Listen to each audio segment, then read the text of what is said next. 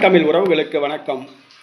மீண்டும் பாஜக ஆட்சி என்ற தலைப்பில் இந்த காணொளியை காண்கிறோம். மீண்டும் பாஜக ஆட்சி.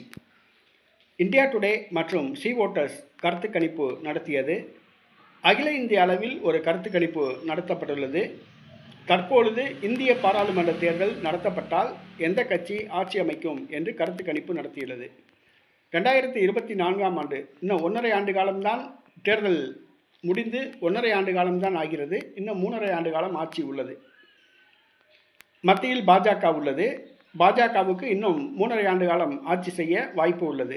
ஆனால் தற்போது அகில இந்திய அளவில் ஒரு கருத்து கணிப்பு மீண்டும் பாஜக ஆட்சியை பிடிக்கும் என்றுதான் அந்த கருத்து கணிப்பு தெரிவிக்கிறது. ஏனென்று சொன்னால் அகில இந்திய அளவில் காங்கிரஸ் செல்லா காசாகிவிட்டது. இந்தியாவில் மொத்தமுள்ள 28 மாநிலங்களில் 14 மாநிலங்களில் காங்கிரஸ் கட்சியே இல்லாத ஒரு அடிச்சுவடே இல்லாத ஒரு சூழ்நிலை. அதாவது தமிழ்நாடு, ஆந்திரா, டெல்லி, பஞ்சாப், மேற்கு வங்காளம், ஒரிசா உள்ளிட்ட பல மாநிலங்களில் காங்கிரஸ் கட்சி அடிச்சுவடே கிடையாது. காங்கிரஸ் கட்சி காணாமல் போச்சு. அங்கப்புறம் மாநில கட்சிகள் தலை தூக்கிருச்சு. மாநில கட்சிகள் எங்கே தலை தூக்கிருச்சு அப்படின்னு பார்த்தீங்கன்னா,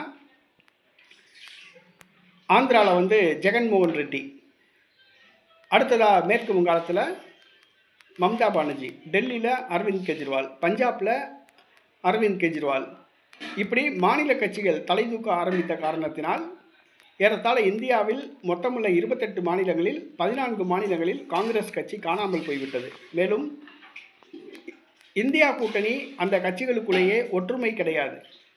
ஆக பாஜகவுக்கு எதிராக அமையக்கூடிய ஒரு கூட்டணி ஒரு நெல்லிக்காய் மூட்டையாகத்தான் உள்ளது. பாஜகவுக்கு எதிராக ஒரு நிலையான ஒரு கூட்டணி இல்லை. ஆகவே தற்பொழுது தேர்தல் நடைபெற்றால் பாஜக தான் வெற்றி பெறும் என்று அந்த கருத்து கணிப்பு தெரிவிக்கப்பட்டுள்ளது. ஏறத்தாழ 3 முறை தொடர்ந்து பாஜக வெற்றி பெற்றுள்ளது என்பது குறிப்பிடத்தக்கது. மீண்டும் ஆட்சி அமைக்கும் திட்டம் எதுவும் காங்கிரஸுக்கு இல்லை. இன்னும் 3.5 ஆண்டு காலம்தான் பாராளுமன்ற தேர்தலுக்கு இருக்கு. அடுத்து ஆட்சியை பிடிப்பதற்கான எந்த ஒரு தொலைநோக்கு திட்டமும் காங்கிரஸ் கட்சியிடம் இல்லை என்பது குறிப்பிடத்தக்கது.